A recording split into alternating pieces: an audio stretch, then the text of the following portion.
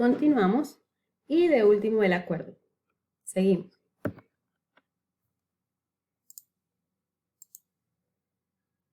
Hay diferentes tipos de negociadores. Primero, ya hicimos una evaluación en clase de que, y ya sabemos como que el tipo de negociador que somos nosotros. También debemos saber el tipo de negociador que es la contraparte. Si ya sabemos cómo es la otra persona, ya sabremos cuáles son, ya tendremos experiencia. Si no sabemos y es la primera vez que en realidad vamos a negociar con esta contraparte, podemos clasificarlo siendo muy observadores y de ahí podemos ver cómo vamos llevando la situación para que ambas contrapartes saquemos el mayor provecho posible de esta negociación. Tenemos al colaborador que es colaborador, un acuerdo beneficioso para ambos. Tenemos al que es duro, o tómelo o déjelo, amistoso, lo importante es lo que nos une, no lo que nos separa.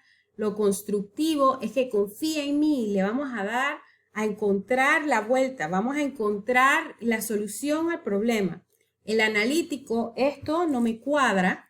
El dominante, hay dos formas de hacer las cosas, la mía y la incorrecta. Tenemos al conciliador, que no nos presionemos. Tenemos al transactivo, me debes una, te debo una, y tenemos al evitativo, que depende de cuál es la situación que se está llevando. Entonces, ya hemos hablado de el poder de la negociación. No es positivo ni negativo. El tener está presente en esta interacción. Y es siempre relativo, es difícil que alguien tenga exactamente todo el poder, porque si no necesitaras algo de la contraparte, en realidad no estarías llegando a este punto de negociación. Puede ser real o aparente el poder y su ejercicio implica un riesgo. Todo es efectivo si la contraparte lo permite. Las dos dimensiones de la negociación es la situacional y la relacional. La situacional es que hay un vínculo funcional, estamos operando bien, todo está bien. Y está la relacional, que es el vínculo personal en el que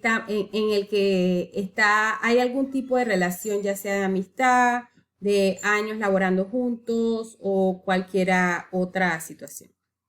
Entonces, a modo de resumen, tenemos que definir y clasificar el conflicto, manejar los tiempos, definir los temas que vamos a negociar, calificar y valorar los intereses, decidir si ir solo o acompañado, recoger información, conocer al otro antes de llegar al lugar. Ahora podemos hacer esto por LinkedIn y demás redes.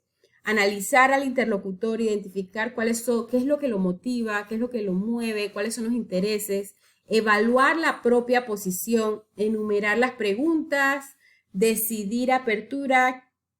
Si llegase al punto que se tuviera que negociar alguna otra cosa, ¿qué sería? ¿Cómo sería? Fijarse metas para evaluar el encuentro, ensayar y revisar el plan de acción, decidir dónde y cuándo vamos a negociar, vamos a ver si tenemos un plan B y tenemos que documentar todo lo que se negocia y leerlo antes de firmar.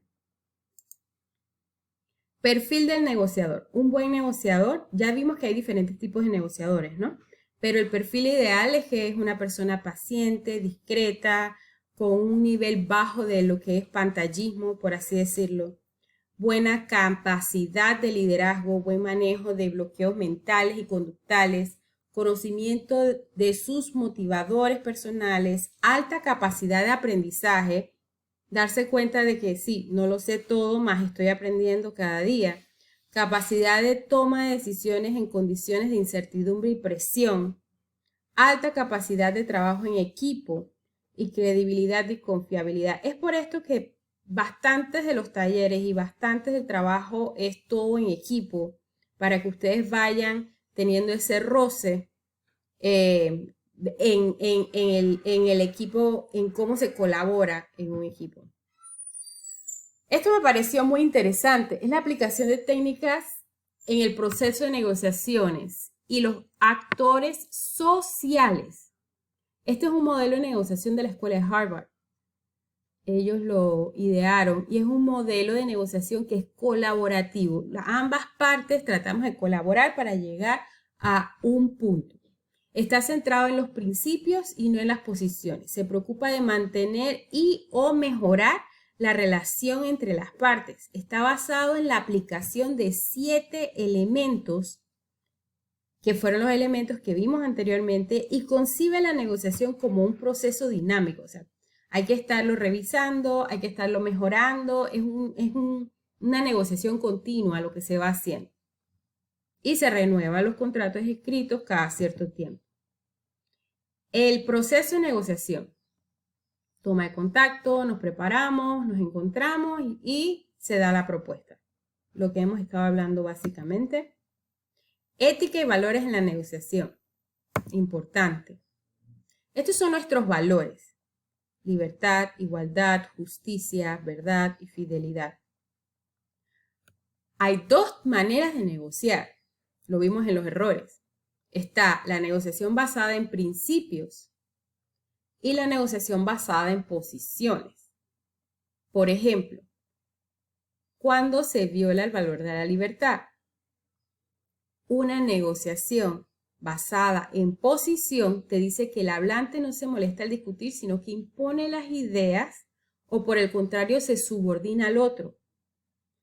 Una negociación basada en principios, si se discute es porque el hablante reconoce que el interlocutor tiene las mismas condiciones de libertad para entender y aceptar lo que se propone.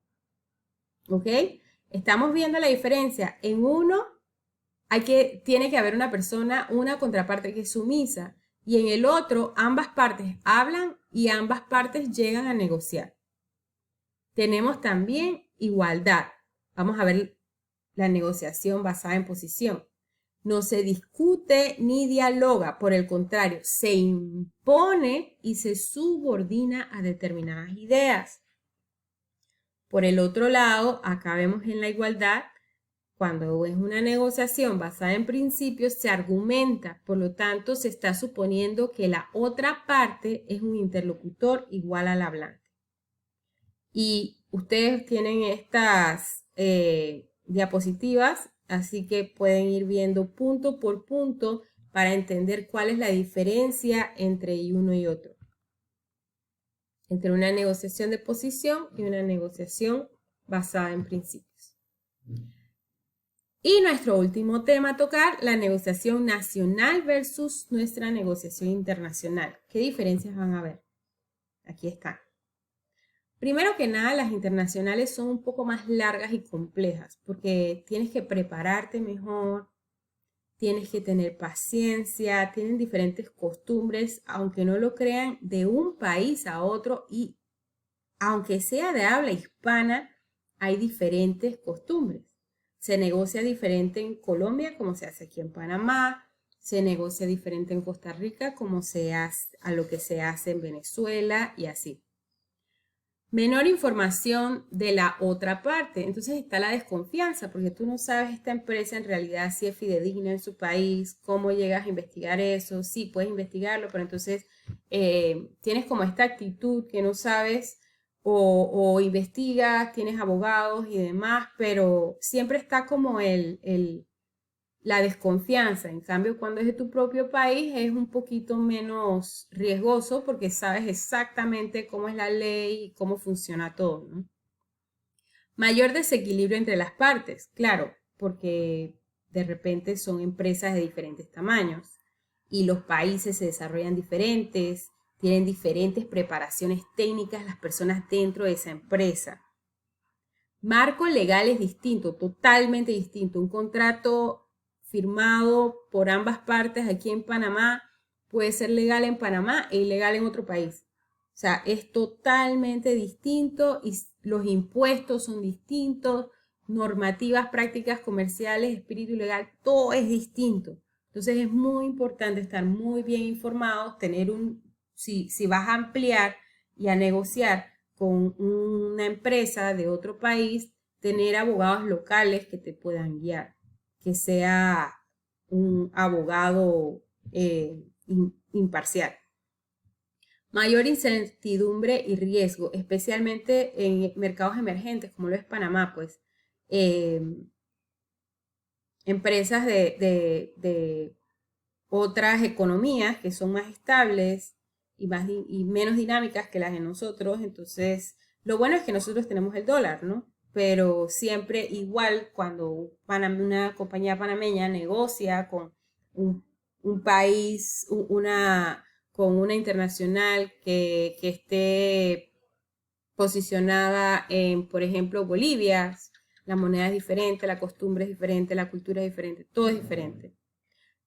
Y vamos con diferencias culturales, el idioma, el uso del tiempo. Por ejemplo, un alemán tienes que llegarle a una reunión unos 20 minutos antes para que él sienta que lo estás tomando en serio y es puntual. Los protocolos, los chinos les gusta negociar mucho con comida y y tienes que acabarte todo lo que esté en el plato. Los estereotipos, valores, percepciones, actitudes, formas de expresar, es muy importante. Si tú estás negociando con una persona de otro país, es importante investigar acerca de dos factores. Uno, cómo se hacen negociaciones en ese país. Y dos, investigar si la persona que va a hacer la negociación contigo es de ese país. Porque si contrataron a una persona de otro país ajeno a hacer la negociación, tiene percepciones adicionales que hay que tomarse en cuenta para que incrementar la confianza y poder llevar a cabo, finiquitar la negociación. Los grandes negociadores se hacen, no nacen. Los dejo, espero que hayan aprendido. Hasta luego.